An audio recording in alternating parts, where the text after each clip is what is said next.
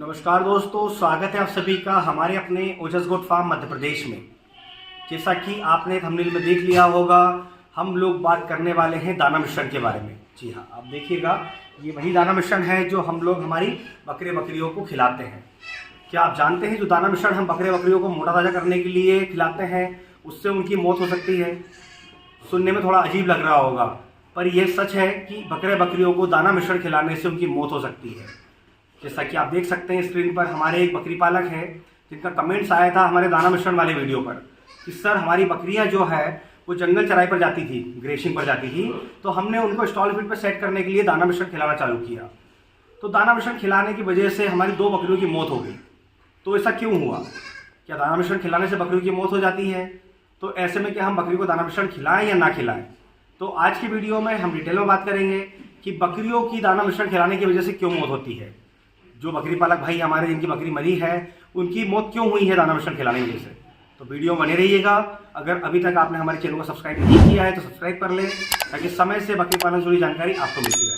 तो दोस्तों, आपने यूट्यूब पर और भी कई जगह जहाँ पर ट्रेनिंग ली होगी वहाँ पर आपको बताया गया होगा कि आप एक संतुलित दाना मिश्रण बनाते हैं और अपने बकरे बकरियों को खिलाते हैं तो उससे उनकी ग्रोथ अच्छी होती है, उनका वजन बढ़ता है।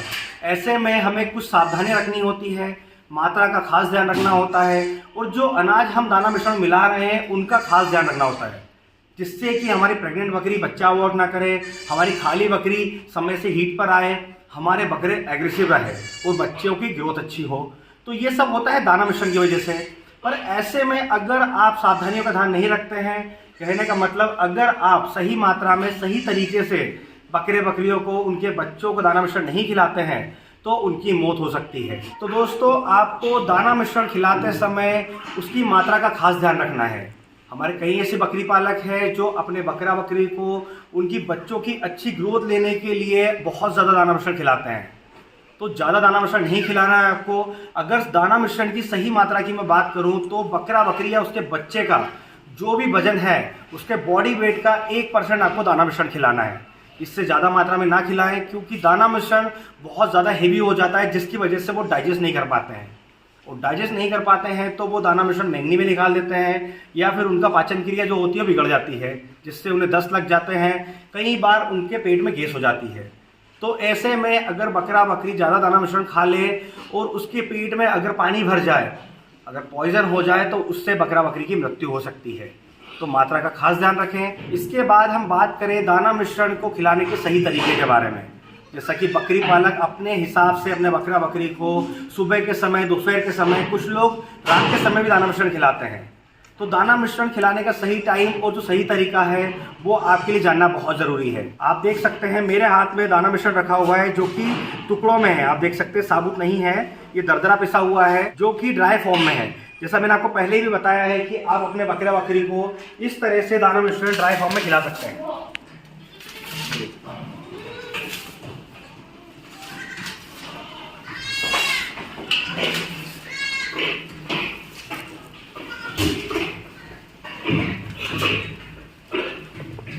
तो आप इस तरह से भी दाना मिश्रण खिला सकते हैं।